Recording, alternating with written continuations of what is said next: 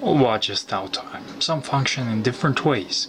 Automatic and kinetic watches represent two different eras of watch manufacturing and two different approaches to reaching one desired effect.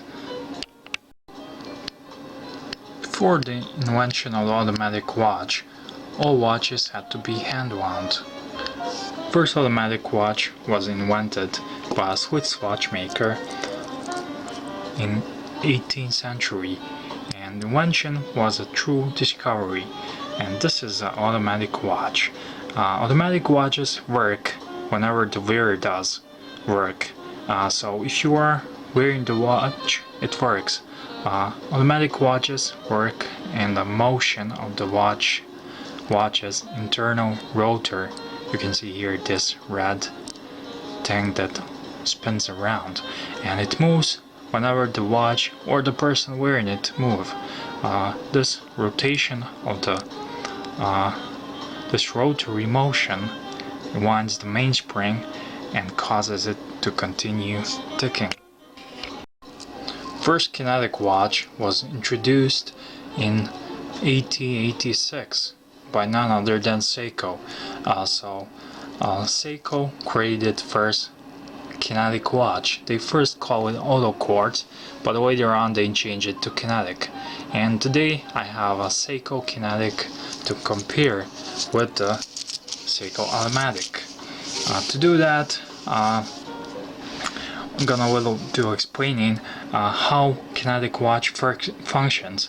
To cut the long story short, a kinetic watch is a quartz timepiece powered by the rotor I showed you a minute ago. So it's basically a quartz watch that appears to be like automatic, gives you that feel of automatic watch when you feel the winding on the rotor, and your energy powers up the watch, but doesn't power up the mainspring like in a truly automatic watch, but it powers up the capacitor. I like to call it battery because when you wear the kinetic watch, the rotor moves and creates a charge. Once this charge is created, kinetic watch stores energy in a capacitor. So there are benefits to both watches. Kinetic watches need little to no attention or never need winding and are pretty much hassle-free. And automatic watches need to be constantly you need to wear them constantly if you have only one watch, and it will only hold its charge for like 40 hours. But that problem is not at all a problem, because you do a little bit of a shake, it starts working again, and you have to service it from time to time. Like all machines, it gets dirty and you need some oil change. But kinetic watches, on the other hand, are not so hassle-free like the advertising suggests. So I have here two Seiko watches. One is Seiko Automatic, which is powered by 7S26 mechanical movement. It's a pretty much entry-level movement, and it's a similar price to this kinetic one, so that's why I chose this one. And this one here is a Seiko Kinetic sports watch. And these both are a bit of a diving watches, even though this one is a true diver and this one has a very good water resistance, but these two watches represent the perfect dilemma of a casual watch buyer. You have two similar looking watches with the same bracelets, same cases, but one is automatic and the other one is kinetic. And up until now you only knew about quartz watches, battery watches and stuff like that. So you want to upgrade and you don't know what to choose. Well, I have both of these watches have the pros and cons, but ultimately in my books and my recommendation is the pure automatic watch. So let's see what kinetic watch offers. Kinetic movement is gonna be way more accurate than this one, than automatic 7S26, but that's the reason, because it's quartz, but it's quartz with a rotor and a pretty expensive capacitor. So that's the thing. If you wanna buy a super accurate watch, then I recommend buying quartz timepiece if that's something important to you, rather than Kinetic, because Kinetic is nothing else than a quartz and has a battery charged by a wrist movement, and it holds much more potential problems. If you like something like that, then buy pure mechanical watch, something like this, Seiko 007 SKX series, and you will have a good watch for many years. And if you choose to service it every 5 or 10 years, you can have it as long as you want, until you break it with a hammer or something like that. On the other hand, Kinetic watches they give you just that mechanical feel, but they are not. You charge the battery by your arm movements. It's just like you crank something and you charge it. It's very nice, but I got this watch on second hand, and it wasn't working. It was working, but it was working and stopping and stuff like that. So I knew I needed a new battery, and I prepared myself because I knew I have to pay much. And I live in Europe, in Southeastern Europe, so watchmakers are pretty much cheap compared to some other places in the world, and I took it to my watchmaker, and he replaced the capacitor, which is the battery that stores the energy you create, and it needs to be done.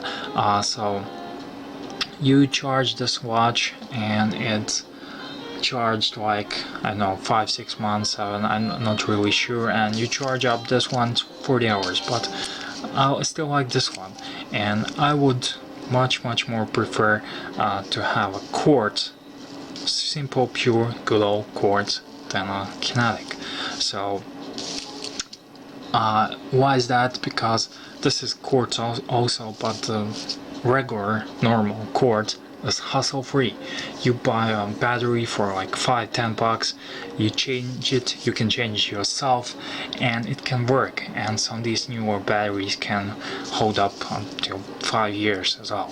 So if I would have to choose between Kinetic and quartz, I would pick quartz.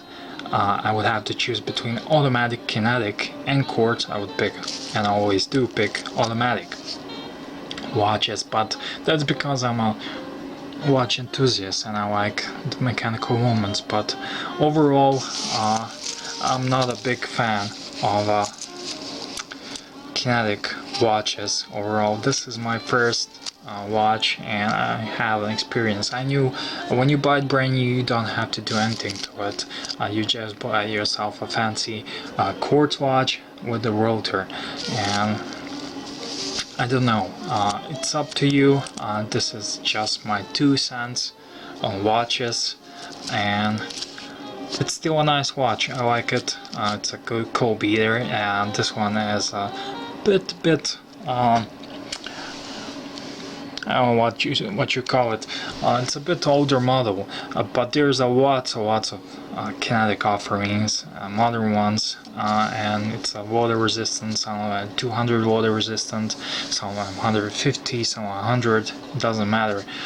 But it's a still cool watch. Only thing that bothers me is because I wanted this Pepsi, and I never was a fan of a Pepsi bezels anyway, so I wanted to give it a shot. But to tell you the truth, after my visit to watchmaker, I'm not really enthusiastic and enchanted by Kinetic movements, because I paid for the battery capacitor, replacement capacitor, and I replaced the seals, so I paid almost as I would cost me to service this one. So it's not a big deal to me, and with the automatic watch you get a true automatic watch. And in the end, to sum it all up, if Kinetic is that good and that fancy, Rolex what created Kinetic Rolexes. And one final thing, if I would have to choose between Kinetic and solar powered, I would probably go with solar powered as well, because of the rotor. And if you know a little bit about watches and mechanical watches and rotors in general, you know that rotors tend to have issues during the time and during the course of time. So that would be it, just my 2 cents, and maybe I helped someone decide which one is better. I definitely recommend automatic. If I would have to choose between Kinetic and quartz, I would choose good old quartz, hassle free and accurate as Kinetic. So I'm edcgunner, thank you all for watching. I hope this video you find it helpful and help you decide something, and thank you for watching. Give it a thumbs up, thumbs down if you want, who cares, and please subscribe.